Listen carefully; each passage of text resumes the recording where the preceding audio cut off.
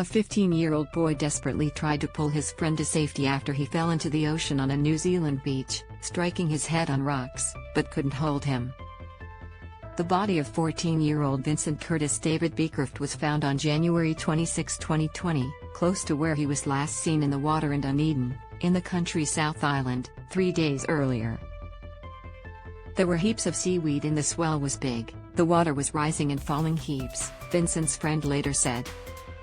Read more. Legal advice on Scott Morrison's portfolio scandal coming today. He grabbed hold of him and tried to pull him in. He kept getting pulled out. I couldn't hold him.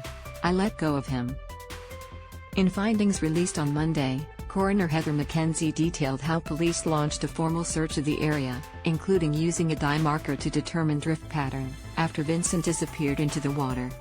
The search involved a rescue helicopter, surf life-saving inflatable rescue boats and divers, but the teen was not found and the search was called off at 8 p.m. due to fading light.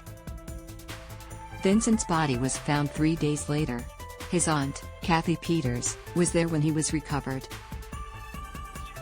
On January 23, 2020, Vincent and two 15-year-old friends were at Dunedin's second beach, near the city's popular St. Clair Beach.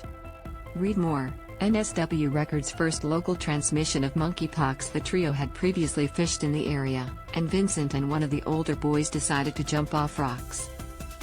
His friend jumped first, then climbed onto some rocks in the water and told Vincent it was safe as.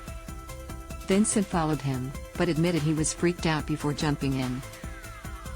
The other teen yelled out to check how they were, and they replied they were fine. He saw them swimming back, but lost sight of them. As Vincent tried to climb back onto the rocks at the shoreline, he slipped and fell.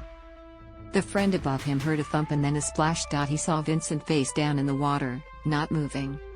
Blood was around his head, but the friend could not see where it was coming from. Vincent was flipped around or rolled over onto his back and looked like he was trying to swim.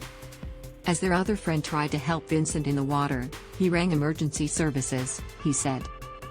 He then saw Vincent sink into the water and disappear. Read more. Kiwi actor dies after brutal cancer battle. The other 15-year-old got back in the water to try to save Vincent, but the 14-year-old kept being pulled from his grasp. The coroner-old Vincent died accidentally after slipping on rocks and falling into the sea. He had suffered significant head injuries, and injuries to other parts of his body. Toxicology tests found he had cannabis and alcohol in his system, but the coroner made no findings on how that may have affected him.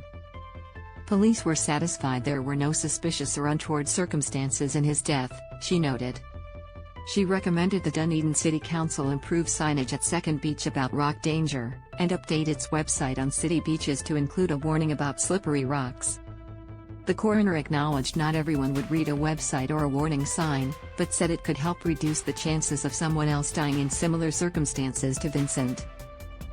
The council said it had installed warning signs at the start and end of the second beach track a day before Vincent and his friends were there.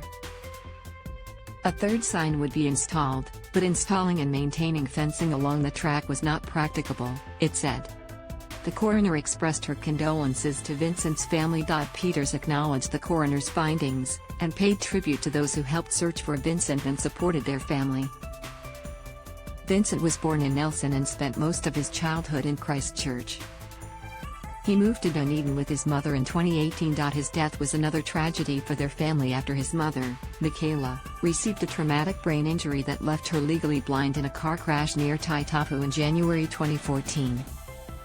She is amazing, Peters said. This story first appeared on Stuff and is republished here with permission.